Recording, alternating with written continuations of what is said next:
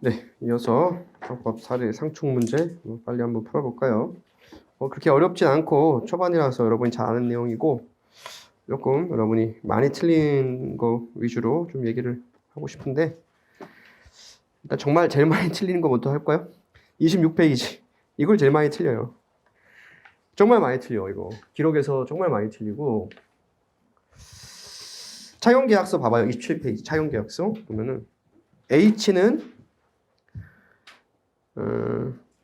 을 회사와 C에게 20억 원을 빌려준다. 동금액의 계약 체결일은 2013년 6월 1일자로 지급한다. 여러분 특이한 거 없어요? 여러분이 차용서 저한테 이렇게 적어줄 수 있어요? 돈 빌려줄 때 이렇게 적어요? 반드시 뭘 적죠? 변제기, 이자. 맞잖아요? 그게 통상적이지 않아요? 아니 돈을 빌려주는데 내가 너한테 이번 달 줄게. 끝.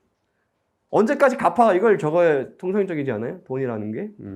근데 변제기가 없어. 특이하죠? 그럼 소멸시 언제 되죠? 기성이, 기한이 정해없는 친구. 성립한 때로부터 소멸시효가 진행되죠? 소멸시효 완성일이 언제예요? 2018년 6월 1일이에요. 이걸 잡아내야 돼. 아니, 특이하지 않아요? 돈 빌려주는데, 뭐야? 정말 찐친인가? 그냥 돈 생기면 갚아 이거예요? 20억 땡겨주면서. 말이 안 되잖아. 그죠? 그래서 금원 지급 보증, 갑에서는 보증을 쓴 거예요. 봐봐요. 제가 26페이지 그림 그린 거 봐봐요. 보면은 채권자가 H고 채무자가 을사하고 C예요. 문제는 뭐예요? C예요. C. 을사가 상행이 책임지는 건 알겠는데 C 얘는 무슨 책임을 지냐? 그게 바로 뭐예요? 57조 1항이지. 그래서 1인 수인이 또는 그 1인 전원에게, 그러니까 한 명에게 상해가 되는 채무를 부담할 때는 나머지 연대에서 책임이 있다. 그죠? 57조 1항이 되고, 다음에 갑. 얘도 그냥 보증만 한다고 했잖아. 연대 보증인지 단순 보증인지 말이 없네. 특이하지 않아요? 57조 2항 그때 57조 2항 보면 뭐예요? 보증인이 있는 경우 보증이 상행이기도 하고 이거는 그죠? 주채무도 상행이기도 하고 따라서 보증인은 뭐 연대 책임이 있어요. 그래서 얘 셋은 뭐다? 연대 책임이구나 이거지. 연대 책임. 그래서 문제 2번 갑회사의 H에 대한 보증 계약이 유효하다고 가정한다. 이거 여러분 변경된 판례가 적용되는 사안이죠. 이게 바로 과거에는 뭐였어요? 선이 무과실이었지만 이제 선이 무중과실로 바뀌었잖아요. 그죠? 선이 무중과실. 이 보증계약의 이제 무효를 주장하려고 하는 그죠? 갑사에서는 우리 대표이사가 너 이거 보증 손 권한이 없었음을 옛날엔 뭐죠? H가 알았거나 알 수 있었다는 사실. 즉 선이 무과실이 아니면 안 됐는데 지금 뭐죠? 과실만 있으면 계약은 유효로 봐주겠다는 거 아니에요. 이제 악의 또는 중대한 과실만 없으면 또 손이 또는 무중과실이면 이젠 이 보증계약이 유효하기로 하겠다고 올해 바뀐 거잖아요. 그죠? 이 부분 출제 가능성이 매우 유력한 부분입니다. 이 부분은 누가 봐도 여러 번 설명했어. 예비순환 할 때도 설명했고 1순환 할 때도 설명했고 송은교 교수님이 비판해가지고 올 초에 바뀌었다는 것까지 이렇게 제가 설명했었던 것 같아요. 용모 해설할 때도 설명했고 여러 번 설명했어요. 이 부분은. 그래서 그 보증계약이 유효하다고 이제 됐겠죠. 지금 만약에 갑이 이제 과실만 있으면 선의 또는 과실이면 그죠? 보증계약이 유효하겠죠. 이제 H가 대표이사 갑사의 대표이사가 이런 이사회 내부 결정 내지 이런 거 하지 않고 체결했다는 거에 대한 선이나 또는 과실만 있다면 보증계약은 유효하단 말이에요. 그러면 H는 갑사에 대해 보증채무 이행 청구할 거고 그래서 문제 보면 주채무자 을이 돈을 갚지 않자 을과 C 갑회사를 상대로 20억 구하는 소송을 제기할 경우 일단 을, C 갑회사가 연대 책임지느냐? 연대 책임진다. 맞죠? 57조 1, 2항에 따라 H 청구가 시효 기간 내에 제기되느냐? 죄송하지만 시효를 넘었네요. 그죠? 2018년 6월 1일까지니까. 이거 참 간단한데요. 이거 진짜 많이 놓쳐요.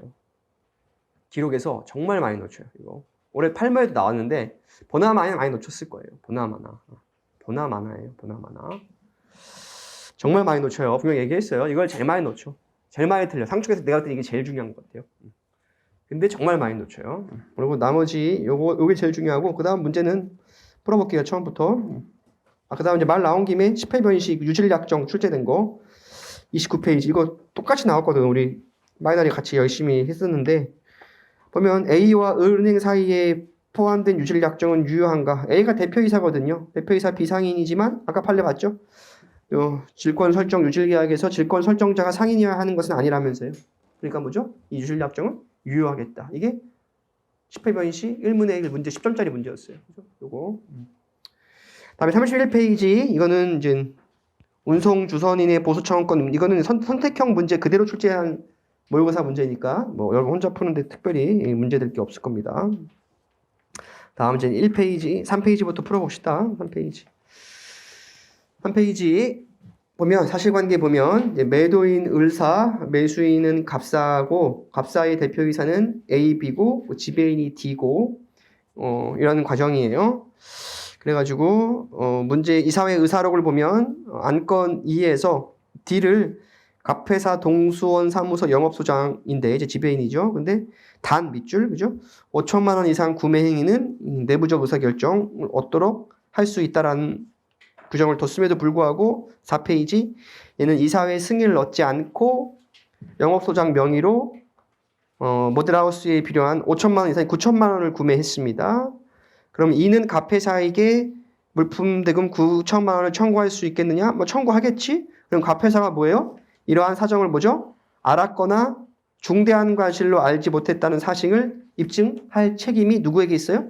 갑회사에게 있어요. 그러니까는 과거에 봐봐. 이게 표현 지배인도 그러고 표현 대표이사도 그랬는데 과거에 왜 대표이사의 경우에만 악의 또는 과실을 요구하느냐? 중과실. 그게 비판이 있어갖고 이번에 바뀐 거란 말이에요. 맞죠? 균형상 맞지 않잖아요. 아니 왜 똑같은데 야, 표현 지배인도 지금 그렇고 지배인도 그렇고 그죠? 표현 대표이사도 악의 중과실이면 된다는데 왜 적법한 대표이사만 악의 과실을 요구해 판례가 이거 불균형적이지 않습니까? 비판이 학계에 있어갖고 그게 이번 대법원 판례로 바뀌었잖아요, 그죠? 그러니까 그 부분에 대해서 요게 딱 요것만 봐도 느낌이 오죠. 야 이거 중요하구나 이 부분이. 근데 상법이 바뀌었으니까 당연히 출제가 되겠구나. 문제 4번은 그렇게 느낌이 오죠. 그래서 이게 바로 6페이지 해설입니다. 보면은 지배인의 권한 제한과 불구에도 거래 상대방이 회사에게 책임을 물을 수 있느냐. 그래서 우리 판례 지배인이 어떤 행위가 객관적 성질에 비추어 영업주의 영업에 관한 행위로 판단되는 경우에 있어 지배인이 영업주가 정한 대리권 제한 규정에 위반해서 한 행위 한 때 제3자가 이 대리권 사실을 알고 있었던 뿐만 아니라 중대한 과실이 있는 경우에도 상대방에게 대항할 수 있고 이러한 경우 제3자 악의 중대한 과실 입증 책임을 영업주가 부담한다. 이제 이거랑 똑같이 바뀐 거죠. 균형 맞춰가지고. 과거에는 이게 뭐랬어요? 알았거나 또는 과실이 있는 때에도 이렇게 했거든. 근데 그 부분을 바꾼 겁니다. 그래서 사안포서 보면 D가 갑회사 영업소장 거래처 사장인 E로부터 동수원 모델하우스 주차장에 필요한 건축자재를 구매한 것은 뭐 이건 다 영업회의가 맞고 다만 5천만 원 이상의 결이 얻어야 되는데 얻지 않았으니까 갑회사가 이 책임충 면하기 위해서는 또 지배권 제한 사실에 대해서 알았거나 중대한 과실로 알지 못하였다는 사실을 입증하지 못한다면 갑은 이에 대해서 계약상 책임을 져야겠죠. 그렇게 보면 되겠습니다. 다음에 5페이지 이거 너무 쉽죠. 상법제 69조.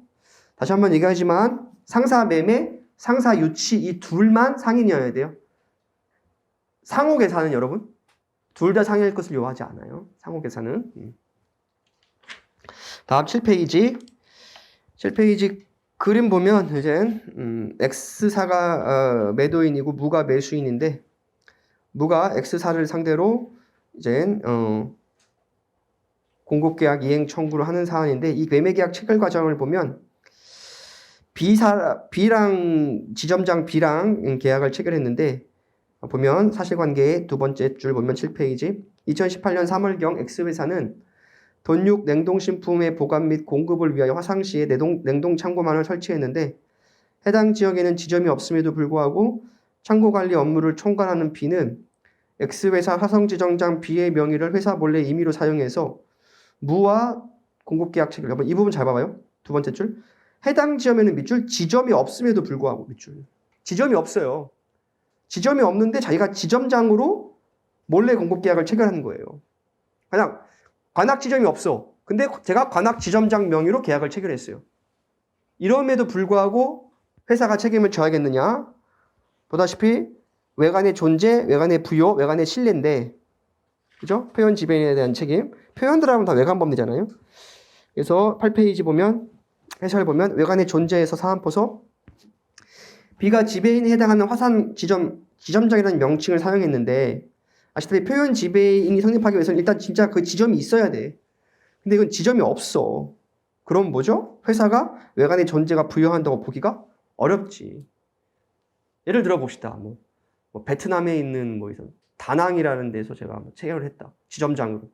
없어. 베리타스가 왜 베트남에 있겠어?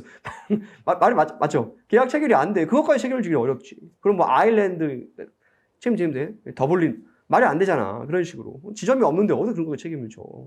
아무 상관이 없는 거잖아. 그런 것까지 외관이 존재하지 않다. 외관의 부여에서도 뭐 규칙 사유 없고 외관의 신뢰에서 뭐 상대방의 선의면 뭐 받을 수 있겠지만 두 요건이 충족이 안 되니까 그죠? 인용되기 어려울 거다 이렇게 보시면 되고.